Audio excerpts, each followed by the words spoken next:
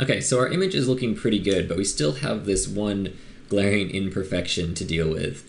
And in order to take care of this, all I'm going to do is take a spaceship panel from another shot and use it to fill in this gap.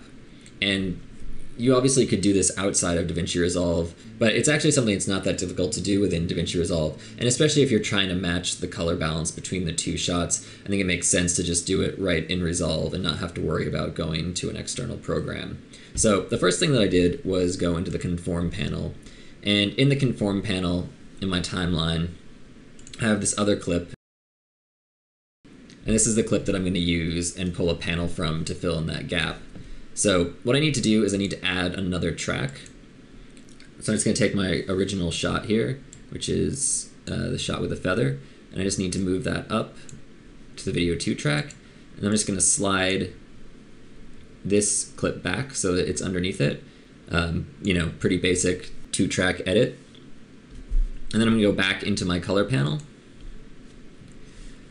And I basically, you know, if I take a look at this shot, I can now see that I have 2 shots, video 1 track and video 2 track, and they're over the top of each other.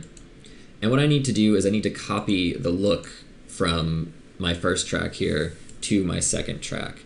And to do that, first I'm going to move these scopes out of the way so you can see what's going on here. I'm just going to right click on the image and I'm going to say grab still. And that's going to bring a still over into my gallery.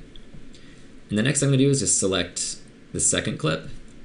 And if I right click on the still that I just saved and do add correction, that's going to put the color correction from my first shot and just apply it to my second shot. So you'll see that everything, all of my nodes that were in my first shot here have now been copied over to my second shot.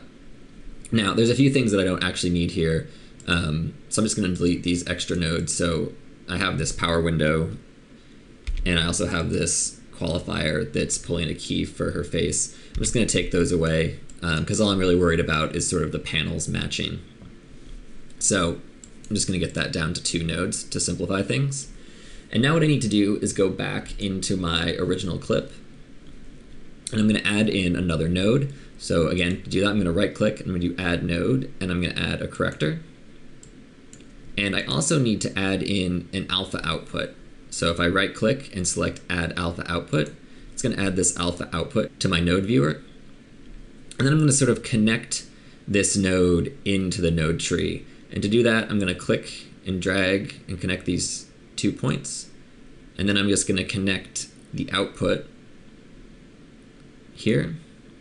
And that's going to activate the node, but it's also going to give me the ability to use a power window to create some areas of transparency. And we can use these areas of transparency to composite another spaceship panel into our shot. And that's what I'm going to show you how to do in the next tutorial.